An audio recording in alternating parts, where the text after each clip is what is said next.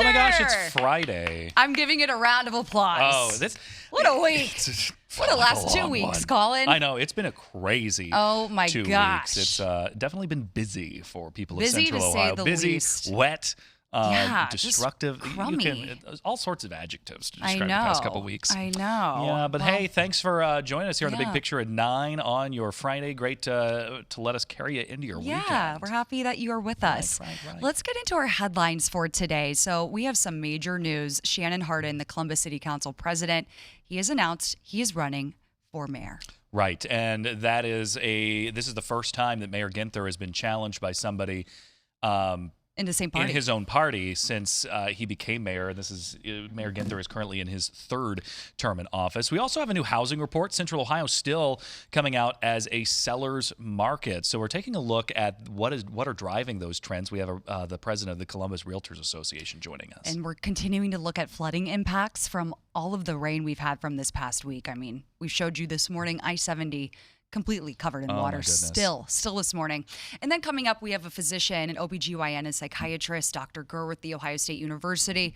She specializes in maternal mental health care, and we are talking to her about her research that's really paved the way for a lot of pregnant women dealing with anxiety. Mm-hmm. So we'll have a great conversation with her coming up within the hour. But my goodness, we've got to talk about these weather impacts, all Mm-hmm. of this rain. Meteorologist Justin Gertz joins us now. Hey, Justin. Hello. Happy Friday. Oh, We've got some good news. We've got some good news for the first time in a while. Yeah, we have sunshine out there to start the day. That'll be the case throughout the day. So I know that obviously everybody's excited about that. But also we have high school football starting tonight. Looks like we'll have no weather issues with that.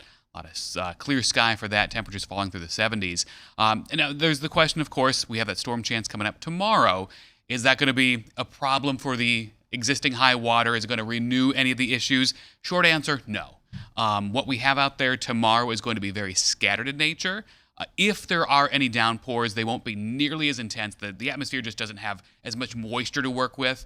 And anything that does pop up is going to keep on moving. We're not talking about stuff that sits somewhere for 2 or 3 hours sort of situation. So if there are already downpours, don't fret. It will move on and not cause any further issues Right, for but us. what we are now, we're not the wettest August on record, or are we the wettest? We're number two, yes. And at this time on Wednesday, we ranked 13th. Oh, But then wow. we got, the gangbusters rain just the other night. So, 9.91 inches so far this month puts us firmly in the number 2 spot. 11.46 is Holy the cow. number 1 spot. Let's not make it to 11.46. Yeah, I If we would can. fully agree. And the Right. weather pattern is shifting to one that is less active once we get past Saturday.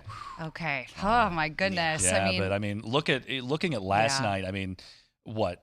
I-70 shut down around 9 last night. I mean, things started getting pretty icky during the evening commute. This was a look at around 5 this morning.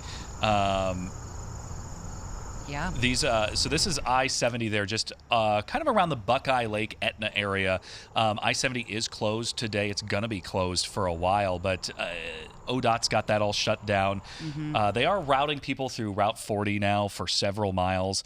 Right. So this morning, Marcia Augustin caught up with ODOT's Morgan Eibel talking about that closure around 6:15 this morning, about the severity of that and how long that's going to stay closed. I-70 is closed in both directions.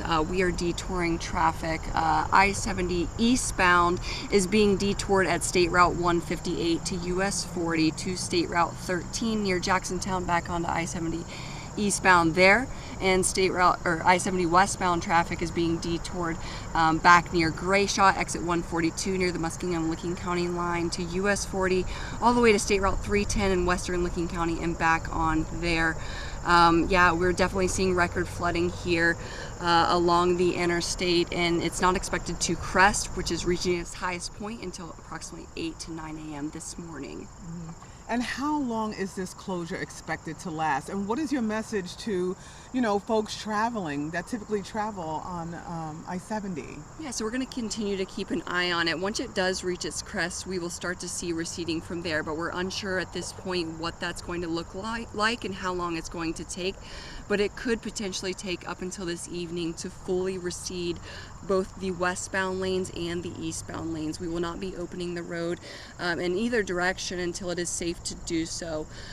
So I just encourage motorists to practice patient, use alternative routes, expect that the detour that we are using to be congested. So if there are other routes that you can use, let's say State Route 161, if you're traveling from Eastern Ohio 77 to State Route 16 to State Route 161, there are other routes for folks to use. We just checked in with Marcia about 30 minutes ago on our newscast, and I was asking her, okay, we're in that in between. It's about 8:30. What are you seeing with the water? And she said it's slowly starting to crest. Can you explain to us what that means and why the water levels are going higher before they go lower? Yeah, so when we talk about crest, that's the peak of how high the water is getting. So when we say the river is cresting this morning, that's the highest level it's forecast to be. And it is forecast to crest this morning. Then as we go into the afternoon, it'll start to recede, and it's forecast to drop below flood stage coming up early tonight. Now, as far as the impacts go, the westbound lanes get uncovered by water first, then the eastbound lanes, then those ramps, I believe, on the south side. So it's going to take some time. Obviously, they're going to want to check on things because when you have a road over some stretch getting covered with water, you want to make sure, is everything looking okay? So it's not like as soon as, the water's off, we can open it up. No, there's a process to it. Right. But there is going to be improvement quickly, I would imagine, after tonight as it drops below flood stage. Hopefully this weekend, things will be relatively back to normal. But today, don't plan on anything. Right, you're going to be around, spending a don't lot drown. of time on Route 40. Yeah, because ODOT's going to go through. They're going to check the road beds and make sure everything is Safe. still all hunky-dory there. Yeah, and for the folks who are taking that detour, you're going through folks' towns. It's not used to having interstate traffic, so don't give them patience. Take it easy. Just give space, be courteous, all that sort of stuff. Right, and I mean, this has done even more than just shut down the interstate because obviously you've got the town of Buckeye Lake right there off 70. They're under an emergency evacuation order until 7 tonight. That is for that area that we showed you here on I-70. So this is all of Buckeye Lake west of the intersection of State Route 79 and State Route 360. That, once again, mandatory evacuation order. Bryn also has an evacuation order for the Greenbrier Trailer Home Park. Those are both in effect until 8 tonight. Right, and there is a shelter available for people who may need it right now because of these mass evacuations. It's at Our Lady of Mount Carmel on Walnut Road Southeast in Buckeye Lake, and that shelter does provide food. So if you're struggling right now, you need to get your family out of there, don't know what to do, just know you can go there. Right. So, alrighty. And the Red Cross getting a little bit of a hand up today from AEP.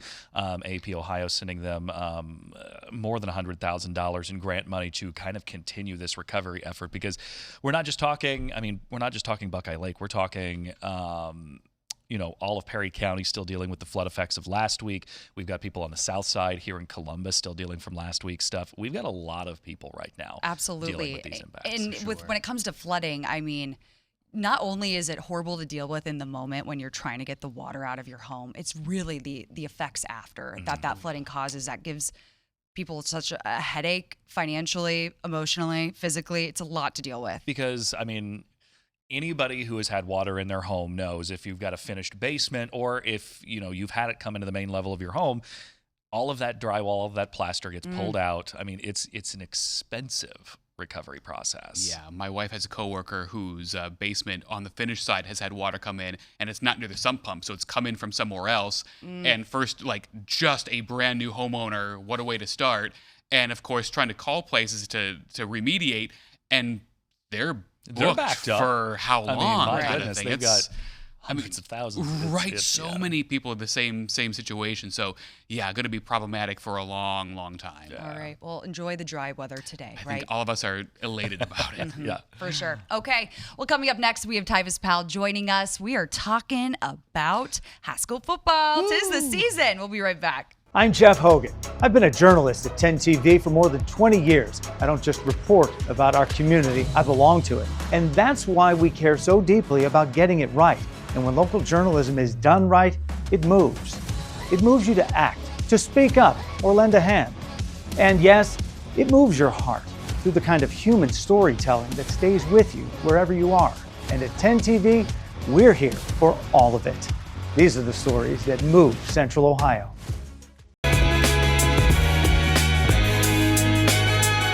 Welcome back to the Big Picture 9/11 on your Friday. Hey, Tyvis, it's Friday. How y'all doing today? Not too bad. I'm Hey, it's feeling the Friday. We're good doing vibes. great. Friday is, you know what? Every time I wake up on Friday and my alarm goes off at 4:45, I get up instantly because I remind myself tomorrow I can sleep in. And you probably remind yourself that we're one more day closer to football. You No, got a new baby. yeah, you're right about that. Because, see, I feel guilty. Like, You have a newborn at home. yeah, during the week, my wife always gets up with him. So, like, on the weekends, like it's like my time to shine. Yeah. Right. So, Step Your up to the turn. plate. we'll see. Alrighty. Well, I mean, like I said, we are just inching closer to football. But high Yes. school football, Tonight. that starts tonight for a lot of schools in our area. It's What a- are you looking forward to? I'm excited. I know that we're doing the game of the week here is Olentangy Orange versus Olentangy Berlin, which is going to be a really good game. Obviously, Olentangy Orange won the states last year, so that was great to see. But they lost a lot of talent. Olentangy Berlin, which is right around the corner from me, they started off slow, and then they won like 6 games straight to finish the year, including the playoff game. So those guys are coming back. Those guys seem to, I would think that it is slightly leaned towards Berlin because of the fact that they got that momentum, but they're both coached by 2 of the best coaches in the city. You know, those 2 coaches are really good. Those teams are going to be really well coached. It's going to be a really good game. It really is. So if you're going to that game, you're going to have fun. And I mean, I don't know. There's something special about high school football season. I mean, it's a very Midwest. It's a vibe, like everybody yeah. looks forward to this. Well, Ohio is a football state. You got Right. California, Texas, and Ohio. Like those are like the big ones. I mean, I know in my hometown, people held on to bleacher seats like they do Really? for Buckeye seats. There's a waiting list. Yeah. People, as they do for shoe tickets, pass them on. Yeah. Like it is it's insane. nothing. I tell you what, as a 32-year-old guy who got a chance to play high school football, there is nothing like those Friday night lights. no, I mean, you go through the day. Some schools are different. Some guys like wear their jerseys throughout school and then whatnot. I was one of those guys that didn't do that. Why? Gasp. Why would I wear my jersey? Like, Yeah, we had to wear a Right. jersey in like cheerleading uniforms. Then we had to decorate the football players' lockers and all give of them that- snacks. all of about that that. stuff And then we goes would on. like provide them Yeah. with dinner. It was Yeah, very it's much such a- like it's- we're catering it's a to vibe. you guys. It's a vibe, man. And then you get to that game, and like that's the one time where it's like your childhood friends that you grew up playing with. Y'all all are playing together. It's obviously NIL has creeped into the high school space, but before that, it was just straight ball. Like it wasn't no business decisions or things like that. Just fun. So like it was just a really cool time to have the town come out and support and stuff like that. So it's.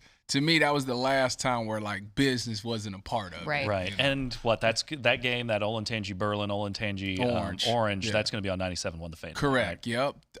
Tyler Danberg will be on the call for that one, doing the play-by-play. I don't know who's doing the color for them tonight, but wanna I ask- used to. play-by-play. I used to, but now that I work for the Big Ten, I can't do it because I gotta travel interesting. Saturdays. Okay, I want to ask you one more question about Orange and Berlin. Yes. You obviously said those are the best coaches right now. What makes like a good high school coach versus college? I mean, obviously, To a me- whole different age groups and a whole different thing, but To me, I love the fact you have both perspectives. Right. I like a coach that's a great motivator, one that sees something in you that you might not necessarily see in yourself.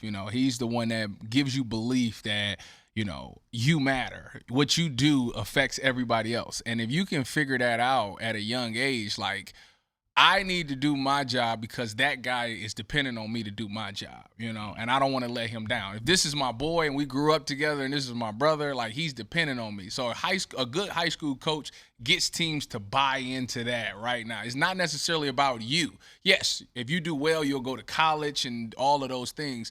But we need you to serve your purpose to be able to help us get to the ultimate goal of winning the state championship. So I think the coaches that can get young, especially that young, to get them to be selfless, that's signs of a really good coach. And I'm interested too, like you were talking about how NIL's creeped in there. I mean, how much more serious these younger younger high schoolers are taking this sport. Well, they as a definitely. whole. Well, first of all, they definitely was doing that anyways because some know. people look at it as their avenue Right. to go to college. But now is it even more hardcore? I think that I don't know. I'm not all the way educated on what they're doing in the high school space, but when it first became announced that NIL was coming to high school, a lot of people thought the bigger schools would benefit because those are the ones that give out the scholarships and now they can give money out. So you would think a whole plethora of kids will want to only go to certain schools that can do those things. Right. So I don't know how much that's affected it or not. I haven't really dove into that topic because I got 99,000 other things to do. Yeah.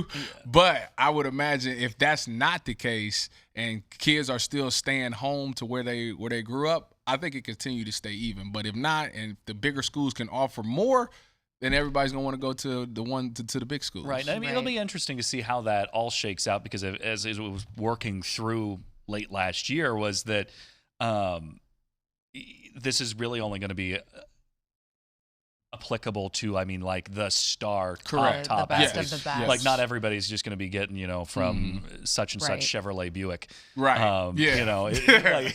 You never know anymore. You never honestly, know. And I mean, it's a big change because I mean, when I was playing high school sports, you couldn't do anything outside of an IHSA event. I couldn't do, I ran a 5K one time and almost got myself disqualified from 5K? Illinois high school sports. That's interesting because I Really? know, Yeah. like at Kilbourne, where I went to high school, it was like if you're on the hockey team, you can't play like AAA club hockey, or you can. It just has to be like completely separated, different seasons and stuff. The rules yeah, have changed. yeah. I wonder what they are now because I'm a little removed from that, to say the Yeah, I was least. going to say this was 15 years ago or more. I didn't have that What's issue. crazy is now that people are paying for college with Venmo and PayPal. Yeah. Have you heard about this? No. Yes. Yes. What? Yes, some colleges are Are now allowing you to accepting that. Venmo your tuition and fees instead of thought just that taking a was check to crazy. the bursar's office. You know what? It all cash is the same. So you That's know what? true. Colleges, I But listen, understand it. this, They gotta this get is their how money. it all comes full circle. If you do really good at football in high school, you can just get paid to go to school, right? A scholarship is always nice to, when you're done with college, walk out of there with a zero, Right. with a It's bill nice. that says $0. Yeah. It's a great nice. start in life. So I would Amen. encourage it a lot. Okay. Well, Tybus, thank you so much. Have a great weekend. Y'all as well. Alrighty. All right. Coming up next, Ohio is still considered a seller's market, even as average home prices top $350,000. We're talking about what's still driving buyers next. I'm Tracy Townsend, anchor at 10 TV News This Morning. My goal is simple: help you feel informed and connected. Because when news moves fast, you need a team that moves with you. Make the move to 10 TV News This Morning, weekdays from 5 to 9, anywhere you watch.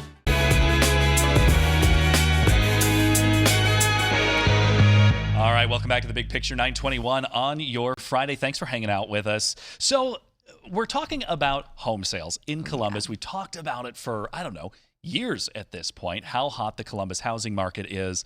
Houses don't stay on the market that long. A July report shows closed sales up 6.3% year over year.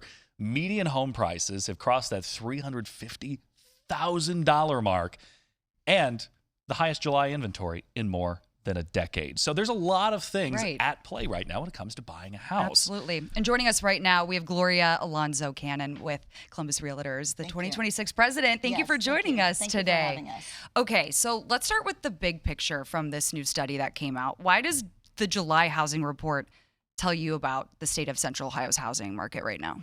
So July is usually a strong market for us, and it's an indicator because we are wrapping up people buying homes and people that have put their homes on the market for school year start. So July usually gives us a really good measure on that statistic. So for someone looking to buy a home, does that mean buyers finally have more negotiating power? Absolutely. Buyers have a lot more homes to choose from with our inventory being higher. And sellers need to take a little bit better care when they're putting their homes on the market. We are still in a seller's market, but the buyers definitely have more to choose from. They can take their time a little bit more. We're not seeing that frenzy that we were at. So this is really a healthy market for everybody involved. And I mean, as recently as last year, we were still in a time where buyers were willing to forego inspections. They were doing all sorts of things that traditionally you wouldn't pass on just to get a house. I've heard that's no longer really the case. I mean, it's slowed down enough that buyers can be a little more cautious with how they proceed. To be fair, I don't think that was a stable level market for anybody. So I'm glad to hear that we are where we are now. Buyers hopefully weren't all waiving inspections. That's not yeah. something we ever want to hear, because we want them to have the opportunity to do their due diligence. So there are homes that come on the market that are still very hot, very competitive, and in those we may need to see some creative negotiating. Overall, buyers do get to take their time. They aren't having to do appraisal gaps. They're not having to waive inspection. And that's really a balanced market for everybody, and it's healthier for our buyers. So in Central Ohio, the median price climbed to $350,000. So seeing that number, why is the increased inventory bringing prices down or not? We're not seeing prices why coming not? down because our market is still stable. We have so many different types of industry that drive our market, and we still continue to see an influx. You have to also remember, we were in such a housing deficit that we still haven't come out of that. So until we do, we don't anticipate anything with our, with prices seeing a downward trend. Sellers do have to meet with their realtor, though, and really come up with a competitive price. Where in years past, quite honestly, you could throw a price on a house, and because there wasn't much on the market, things would just fly. You really need some professional help to get your pricing exactly right. What we are seeing is that you do overprice your home, it will sit on the market. Yeah. And I mean, mortgage rates ticked down a little at the beginning of the month, but not a lot. They are still, I mean, the years of 2020, 2021, those rates, Gone. historically low, they don't exist anymore, nor will they likely ever. But do you still run into some buyers still being pretty cautious about that rate and are still just kind of waiting to see if it'll come back into the fives? No. I think they have learned that the waiting game is not on their side right now. So the days of having 2% interest rate is probably, in my lifetime, not going to happen again. I'm not a financial analyst, so I can't say that, but I think that was a flash in the pan, right? Yeah, we can hope. We can hope. We don't anticipate those going back down. I think our buyers are very educated. They've done their research, and they understand that those days are gone. And when they need to buy, they need to buy. So they just need to make sure it works within their budget. And we saw a lot of closures jumping in areas like Big Walnut, Gahanna. I mean, really booming areas. What do you think this demand for living in those areas is coming from? Why do people want to move there and buy homes? There's a lot of great things. So we have Big Walnut, Gahanna, and Upper Arlington, which all put up great numbers for closings. I think there's a drive. All of them have different things that they offer to a buyer, right? When you're going to Big Walnut, you probably have bigger lots, and you have, you're out a little bit away from everything. Gahanna, the location is fantastic. You're closer to the airport. You're closer to that side of town, very central to any freeway access that you need. And then UA is just a perennial favorite, right? They've got strong schools that people love. People love the older homes that you can get there. It's just a whole vibe. And that's attractive to buyers as well. So all of them have their own uniqueness that draws buyers to their locations. And when we talk about, the median price right now, we're talking $350,000. Affordability becomes a major consideration right now in this market. And especially when we talk about first-time home buyers. And that can be anybody from their 20s all the way into their 50s and 60s. Is there still a market for first-time home buyers to get in at that price? Are wages keeping up? There is still a market for first-time home buyers, and we're working with first-time home buyers all the time. They do have to adjust their expectations a little bit. But overall, compared to the national median, we're still $80,000 below what the national median is here in Central Ohio. So affordability-wise, when you use that for perspective, we're still doing pretty well. We just have to make sure that buyers are tempering some of their expectations and that they realize that buying their real estate, their first home, is an investment. We've had buyers for a while that just want to go straight to that dream home. And when we can work with them and explain baby stepping their way in and setting expectations, we can find them something that they're going to love and they're going to be happy with. So when we talk about the hot spots like Big Walnut, UA, Gahanna, where are some of the areas where you are helping first-time home buyers, buy those affordable homes? And when I say affordable, I know that number's right. It's relative. Yeah, correct. It's relative. Correct. So we can find homes for a first-time home buyer in any part of town. So we sit down and talk to them, and it's going to be dependent on where they work, where they hang out, what do they do in the evenings, where are their friends located. And then we will look for those pockets of homes that are more in line with what their payment preferences are. You can find them all over town. It just is, again, it's a matter of you can get a little bit more house in one area than another. So it's going to be dependent on the location, right? What kind of home they end up with. Yeah. All right. So looking ahead to the fall, what should we expect with the market? We anticipate that the market is going to continue. We are not in a bubble. We continue to have a healthy market here in Central Ohio. So we think it's going to continue in the way that it's been going. Okay, so Central Ohio, we're in a good position. We are compared in to a some great other position. states. Oh my gosh, yes. Many other states they are in a down market. They're in buyer's markets. They have properties that are in distress, and we are not there. Okay, wonderful. Well, thank you so much for coming in today. We appreciate it. Thank you for having us. I appreciate it. All righty, we're going to be back in 2 minutes. Not every weather impact day is dangerous, but plenty are inconvenient. That's where our weather impact team comes in with the details that matter the most. Live, local, whenever you need it. No waiting, no guesswork. Stay in the know and be prepared with 10 TV. It's 9:33 on your Friday. Thanks for hanging out with us here on The Big Picture. We are continuing our conversation around maternal mental health. It's something we dove into earlier this week, but it's still something that's, making news headlines. There are a couple prominent cases, but we wanted to really kind of dig into some of the facts that are going around maternal mental health. We know it's something that a lot of mothers struggle with. Mm-hmm, definitely. And there's been a lot of research done. And I want to bring in now our doctor who's with us, Dr. Tamara Gurr. You are a reproductive psychiatrist. Jesus, it's been a day. With Ohio State University. Talk to us, I just want to preface this all. Talk to us about your work and how your work ties into mental health with mothers, expecting mothers. Thank you so much for having me and for covering this really important topic. I think that the more we talk about it, the less there's stigma, the more people that can be helped. And so I think that's really critical that we partner together and talk about this. So my work is focused on pregnancy and the postpartum, which I refer to as perinatal, which just means throughout that whole time period. We know that's a really critical window for women and their long-term mental health. And so, if we think about transitions are hard. So when you go off to college, you might get anxious. When you get a new job, even though these are good things, it might be really hard. And, transitions are hard and people are complicated. And pregnancy is such a huge transition for the whole family, for mom, for dad. So it shouldn't be too surprising that people have increased risk of having depression and anxiety during that time. And according to the Policy Center for Maternal Mental Health, over the last decade, they reported mental health of U.S. mothers has worsened. Between 2016 to 2023, there was nearly a 65% increase of fair to poor mental health.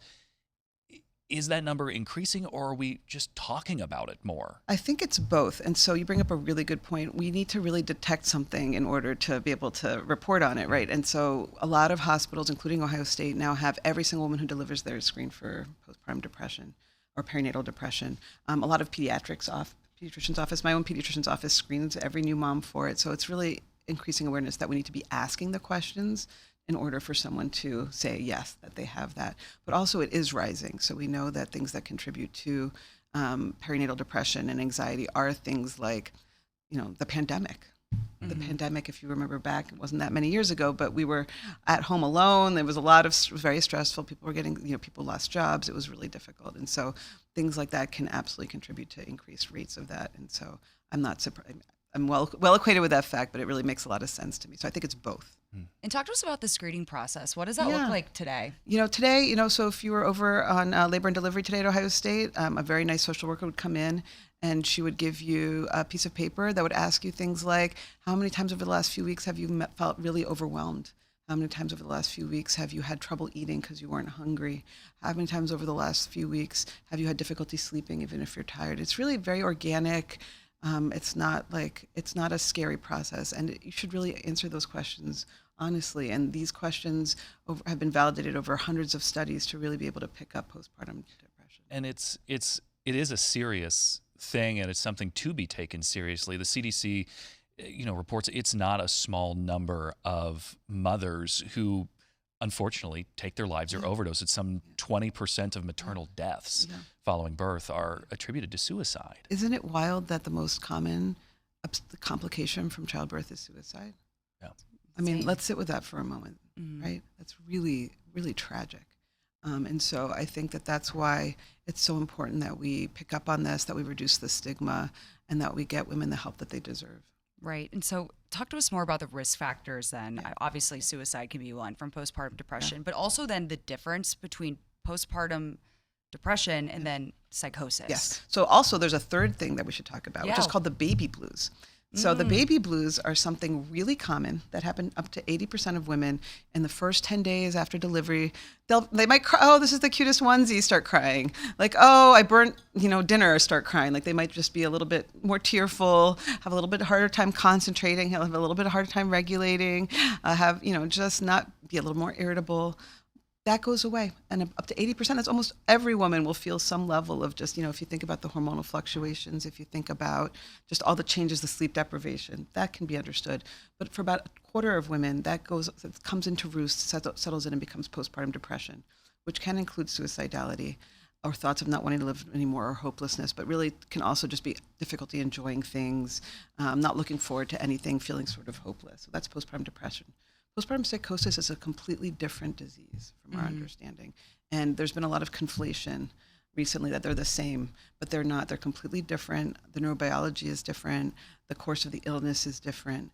And it's one of those do not pass go, do not collect $200 emergencies. If that is a suspicion I have for a patient or someone in the community has, immediately go to the emergency room. There needs to be a hospitalization. And that it's a completely different disease than postpartum depression. But we start getting worried, patients who have postpartum depression, they've been hearing so much about it, that can even reduce their urge to talk to someone because they're scared they'll be labeled as crazy and have their children taken away. Right. So what would you say are the biggest differences between, really being sad and depressed, maybe like having difficulties getting up, and then postpartum psychosis? Psychosis. Yes. So psychosis is a completely different disease. So it's disorganized thoughts. So your thoughts are going in 1,000 different directions. You're seeing connections that aren't there. You're really having trouble getting through your day, not just because you're tired and a little bit having trouble concentrating, but really your thoughts are completely disorganized and headed off in lots of different directions. You have delusions, which are false fixed beliefs. So a concern that you're being stalked, or concern that you've been possessed. Just really delusional delusions, like frank delusions that are not reality based whatsoever. So those are the two main. You're hearing things in addition to you're hearing voices that aren't your own in your head, whispering or saying things to you at different times of day and night. And so those are three things that we don't see in postpartum depression and really are hallmarks of postpartum psychosis. What does the recovery process look like? So people can, and I want to be so clear, we can treat this. This is completely treatable. That's the really important thing that I want to say today. Usually you need to be started on an antidepressant and an antipsychotic medication that will reduce the delusional thinking, that will reduce the voices you hear, but you can completely recover from it. It's really treatable. That's like that's really something that I want to make really clear, is that usually hospitalization for some period of time, a week, 2 weeks, depending on the hospital system and on your response to treatment. And then you emerge and you stay on that treatment, but that doesn't mean you're going to be on that treatment forever. We work with your psychiatrist to manage it and make sure that you can be tapered off when the time is right. And when it comes to talking about, really the more common, the postpartum depression side of things, we know that, demographically, it affects certain groups more than others. Black and Latino women are 40% more likely to suffer from postpartum depression. Rural women are more likely than urban women as well. But we also know this can affect everyone. So how do you even start that conversation? It's a really great question. So it's important. I always want to make clear to my patients that even if you have risk factors, you're not doomed to this, but I just want you to be aware of it so that you and your partner and your family can just have your eyes open and be monitoring. So things that increase your risk for postpartum depression and anxiety are, this is one of those a previous history of postpartum depression or anxiety. So if you had that with a previous pregnancy, you might have it again. If you previously had depression or anxiety, let's say in adolescence or young adulthood, you have an increased risk. Major events during pregnancy, let's say you lost your job or you lost your and your partner broke up, things like that. Psychosocial factors can also increase your risk. And then obstetrical complications. So if you have a child in the NICU, let's say you've had a complicated or emergent C-section, or you're a premature baby. If you think about the NICU, it's a life and death situation, dark, beeping lights. Like, we know that women who have children in the neonatal intensive care unit also have It's an intense time. It's an intense time. So these are all contributing. But again, you're not doomed, and we can prophylax against it, which is something else I want to make sure we say. If I know if a patient has these risk factors, I can start them on an antidepressant at 36 weeks, about a month before they deliver, because they take about 3 to 6 weeks to work. So then at delivery, we go up to a full dose, and then we're able to prophylax against postpartum depression, which is really good for mom and baby. What medications can't you take when it comes to being pregnant and anxiety medications, or is it really just now I feel like we're getting to now you're a medical student. You're my medical student. These are things I tell the medical students. So there's very few medications that are forbidden. Lithium can cause that wouldn't be a treatment for postpartum depression, can cause some heart defects. Everyone now is a medical student who's listening in. But I think what you're saying goes to the point. You need to keep in touch with your doctor. Yes, keep your medications in line. Some can't mix. Some can't mix, but that's absolutely a conversation to have with your doctor. And we here in Ohio know that you can be on antidepressants during pregnancy. You should not, if you are stable on your antidepressant, you don't have to stop it before you become pregnant. That's a common thing I see in patients. They'll come to me depressed. They were doing great until someone told them, a grandmother, a friend, you can't be on that. And then they stop it, and then they get depressed. And then that's not, and again, I don't want anyone to feel doomed or that they're stuck between a rock and a hard place, but it's not like depression is great for you or your baby, right? Like, that's going to be associated with other complications. And so, what's good for you is what's good for your baby. You're both on the same team. So if being on an antidepressant is going to help you, there's no evidence that leads to birth defects or anything like that. And Dr. Gert, what continues to motivate you to do this type of work? Oh, man. My patients, just knowing that they can have a better, it doesn't have to be that bad, and that they can really enjoy their time with their newborns, and that their kids can grow up with a happy and healthy mom. That just absolutely is so gratifying and so important. Dr. Tamara Gurr, thanks so much for joining us. Thank you so much for having these important conversations. Absolutely. All right, coming up next, Columbus City Council President Shannon Hardin is challenging Mayor Andrew Ginther's seat. He sat down with our Yolanda Harris to talk about his mayoral bid. That's next. The 10 TV Plus TV app, streaming 24/7. Local news from the team you trust. Track how the weather will impact your day. Breaking news, live from the scene. All the news you need. 10 TV Plus. Download on your TV and watch for free.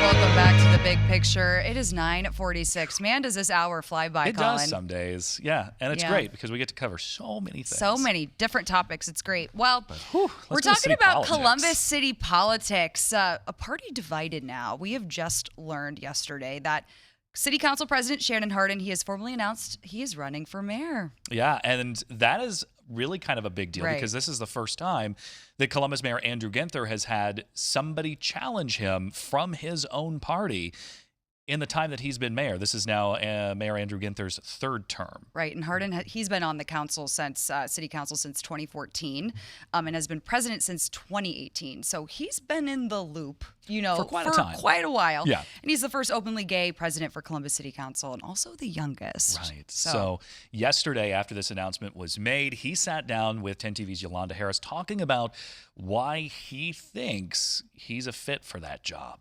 Busy week for you. It is a busy week, but an exciting week. We are starting a conversation with Columbus about not just who we are, but who we are becoming. Everybody knows that Columbus is changing, and today we announced that I am running for mayor to be a part of that change. All right. Well, you've been with City Council President since 2018? 2018, so just about 8.5 years now. Okay. It's been an honor to serve. And you've worked alongside current mayor Andrew Ginther during that time, including voting for budgets he proposed and things like that. What specifically changed, and why run now instead of earlier? Sure. So for me, I mean, the simple premise is it's not that we're running against, it's that we are running for a vision for Columbus. What is very clear to me is that what has gotten us here will not get us to our next. The city is changing. I kicked off my campaign earlier today in Southfield, in front of my house where I grew up, a neighborhood that is seeing cranes in the sky and asking, is this success that I'm seeing in other places, is that really trickling down to me and my family? And so for me, I am running for those folks who want to see themselves in all the exciting things that are happening in Columbus. I spent the last year and a half having conversations with residents in Columbus around what keeps them up at night, what makes them feel belonging, what makes them want to be engaged. And I heard so much from folks about some of the ways that we have been leading this city, truthfully, at City Hall, makes people feel left behind. You know, we had this unwritten rule that in Columbus, you don't have outspoken debate. You don't question things out loud and out front. You settle everything behind closed doors. They called it the Columbus way. But what I've learned what I learned from talking to our residents over the last year and a half, sat down with more than 1,000 of them, is that that bred distrust. That folks want to see discourse. Folks want to see folks disagreeing. At one of my dinners that I had, a guy said, pointing to his wife, he said, "I've been married to her for 18 years. And we don't agree on everything." Right. And so when we see you all downtown standing behind the same podium saying you agree on everything, it makes us not trust any of you. And in this moment where state and nationally folks are losing trust in their government, the one place that we have to have public trust in is City Hall. And so it was not that the mayor and I never disagreed, or even my council members for that much, is that I went behind closed doors to figure those disagreements out and went to it with a united front. But it had an unintended consequence. It had that unintended consequence of building distrust and mistrust in the system. And that can't be the way. I think that as we open things up, open more conferences up, invite more people into the table, it actually will help us solve some of our issues. You know, we are a big city. We have big city issues now. We need big solutions. And I don't believe that all the answers to the solutions that we face, all the answers to the issues that we face are necessarily on a desk at City Hall somewhere. I think they're out in neighborhoods right now. And so the kind of mayor that I will be one that will be present, will ask and invite more folks in, will not be afraid of, but will encourage discussion in public so that folks can see, you know, well, that council member might believe this and that council member might believe that, and it's okay. You know, and in this mayor's race, we will have differences and we will talk about them. We'll talk about those policies. I will lay out my vision. Another thing that I heard, Yolanda, in those dinners, I went into those conversations really convinced that the number 1, 2, and 3 issue in our city was housing. And it is. We have to build much more affordable housing, actually affordable housing in our city. But in talking to those 1,000 residents, the number 1 issue that I heard from residents was the state of Columbus City schools and our public education. I used to think that folks didn't know that the city was not running Columbus City schools. I learned that folks don't care. They just want anybody to fight for their babies. And this one lady said, "Shannon, I see you on TV every night saying you are a leader of our city. Right. But you're not working on the thing that's literally keeping me up at night." And truthfully, it seems like they're getting ignored. They felt like they were getting Columbus left City school behind. Students, Yes. Yeah, left behind. And it almost seemed like we were not okay with it, but we'll just deal with the other parts of the city. Complacent with it. We were complacent. And it was writ large. And we all should look inward on that. And so as mayor, my top priority will be defending and improving Columbus Public Schools because Columbus City Schools made me. My son starts in kindergarten this week at Columbus City Schools. My partner's principal at Columbus City Schools. The future of our city right now is in Columbus City Schools. And yet the state has taken $50 million a year out of the district. The district next year or in a couple years will have to go and find out, ask voters how we are going to support it going forward. I think that we have to have a big community conversation around how do we truly change conversation around how do we close schools, but how do we align neighborhood plans and school plans so that we can start to fill those schools so they can truly be campuses for communities, palaces for people. Right. Now, and I know, trying to get businesses, getting people into the downtown area, tax abatements were a big thing, and that hurt Columbus City schools. Yeah. Those are Columbus taxes. Well, and we will talk about that a lot during this campaign because, tax breaks and tax incentives have been a useful tool to help build affordable housing in Columbus. But when the state is taking $50 million a year out of this Columbus City schools, tax abatements don't necessarily take away from the district, but it certainly doesn't help. Right. And so how do we look at new opportunities to bring new ways to build affordable housing while still investing in schools. That's the real conversation that we're going to have this year. It's not saying that we shouldn't, because truthfully, we would not have the affordable housing that we have in the city of Columbus without some. But we also can't ignore the impacts that not putting those dollars into city schools right now are having. And I think that there are some other ideas out there that we should explore and see if we can really get resources to our city schools right away. So that is just part of a Right. larger, about 15-minute interview with Yolanda Harris. You can find that, of course, at 10tv.com. And then Mayor Andrew Ginther, he did respond to this announcement. He said in part, quote, I welcome Council President Hardin to the race. A healthy democracy is built on people stepping forward to serve and giving voters choices. Until then, my focus remains where it should be, serving the people of Columbus by tackling the issues families care about most, end quote.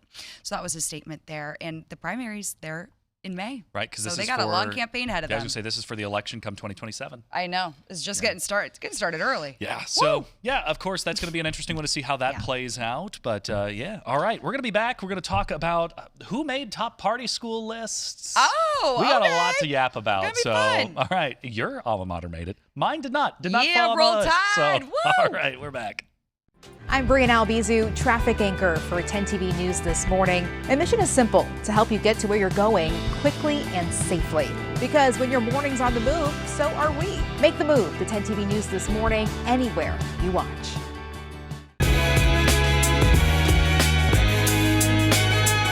Welcome back to the big picture. 9:56. It's almost our Friday. And you know what? College kids Friday. do on Fridays. They party. They party. Whoop, whoop, they whoop it up. So A just list this just week, got dropped. USA Today released their top 25 lists of party schools. Yeah. Yeah, This your is pretty alma cool. mater made it. Oh, My yeah. goodness, what? Roll number Tide. 2. Anyway, Number 2. Tulane University, top number 1. I could see that. University of Alabama, Roll Tide. Number 2, I believe it. It was I had a lot of fun there. I did a lot of learning too, but I had a lot of fun. Yeah. This time, Thank you, only Mom and Dad. No Ohio University made top 10. Yeah. But Well, Miami made 11th. Right, that's pretty good. And then OSU's 25, the University of Dayton 23, which But you know who surprised me that didn't make it? OU. Yeah, I don't know. I've actually never visited OU or anything. One of my older brothers went there. There's a lot of OU alum in the newsroom, so I'll be careful when I say this, but They'll admit it. It's a huge party school. Yeah, so I I'm was really like, our producers. I'm kind of confused why they're not on the list. But Yeah. I mean, I can't judge it because I've been to the University of Alabama, I visited Florida State, I visited University of Georgia. I'm trying to see what else is on this list. Miami U, my University of Mississippi. They're all really, really fun. So West I don't Virginia know how fun University OU is. surprised me. Oh, that doesn't surprise me at all. Interesting. Yeah, they're up in the mountains. I was like, huh. They're up in the Yeah. mountains. That's Now, all they can do I up there will is say, party. my alma mater, Southern Illinois University Carbondale, used to top these lists. Yeah? Didn't even make the 25 this year. So I was like, oh, how the mighty have fallen. Who's I did not tasked party. with I was actually making this? I was a good college kid. You were a good college student. I Good. did. I was a commuter. So I drove back and forth the whole time. So Okay. saved money. I lived right on campus. I lived in my sorority house. I was doing college up. It was so much fun. I loved the University of Alabama. It was a good experience. So, OSU number 25. Who makes this list though? Oh, it's USA Today. No, I know, but I wonder who at USA I'm Today really curious. is Like, tasked is it with going to all college these students? colleges. Is it parents Yeah, is it who voting? get the bar bill on their kid's credit card every month? I don't know. Oh my gosh, that just brought back memories. Yeah, and I mean, so funny. And that is all to say, as OSU students are moving back this week. I know it's already back to school. it I is mean, the fact chaos that high school football starts tonight is just, where has the summer gone? Yeah, boom, gone. Gone. Yeah, and I mean, OSU football next Saturday, so it's a week from tomorrow. Oh my gosh, a week from tomorrow? A week from tomorrow. Oh my gosh, this year's almost over. It's Yeah. almost over. Yeah, it's Labor Day is 2 weeks from now. Wild. Well, I just gotta leave you all with a Roll Tide because we're number 2 on the party school list. Gotta love it. Gotta love it. All right, well, have a great rest But of do your your weekend. studies. Yes. Do your studies. Work hard and play hard. My life motto. Okay. Well, that's it for today. We'll see you guys on Monday. See ya. Bye.